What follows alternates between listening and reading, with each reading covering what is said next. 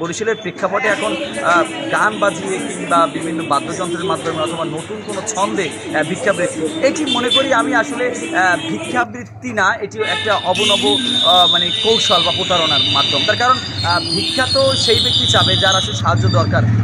তিনি সৃষ্টিকর্তার মাধ্যমে মানুষের কাছে হাত পাতবেন যে আল্লাহ যদি রহমত করে মানুষ কিছু পয়সা দেবেন, সেটি নিয়ে তিনি আসলে জীবনমান গড়বেন। কিন্তু এখন মানুষ কী করছে, মানুষ ডিজিটাল পদ্ধতি চলে যাচ্ছে। তো সুতরাং এটা আমি আসলে সেই ধর্মীয় শিষ্টাচার বলে না, নিজের অসত্য প্রকাশ যে মানুষের মাধ্যমে করা, আসলে সেটা না। আমি মনে করি এটা একটা অন্যতম এটা কৌশল যে আসলে অধিক অর্থ আয় করা যায়। কারণ ভিক্ষাবৃত্তি সেই জায়গার থেকে এখন আর নেই। আমরা ছোটোবেলা যেটা দেখতাম বরিশালে, কিন্তু যে মানুষগুলো ভিক্ষা করতো সেই প্রবণতা এখন বরিশালে নেই।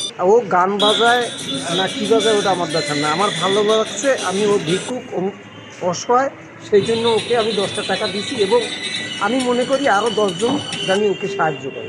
এটি মুসলমানের কথা না। এরকমের এই গান বাজনা বাজাইয়ে এরকমের ভিক্ষা করতে এরকম দেখিনি আমি, কিন্তু এটা ঠিক না। এতে নিজের ভাবমূর্তি অনেক খারাপ হয়।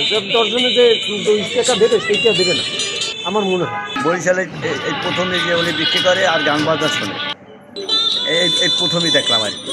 চোখে তো দেখলাম এই যে গান বাজনা করতে আছে, এই যে চোখে দেখলাম, আর তো কোথাও দেখি নেই। এই ঢাকার দোকান অনেক জায়গায় ঘুরছি, কোথাও দেখি নেই। ভিক্ষা করে ওর এই যে গান বাজনা করে এইভাবে দেখি নেই কোথাও। এটা হলে ডিজিটাল ভিক্ষা হয়েছে আর কি।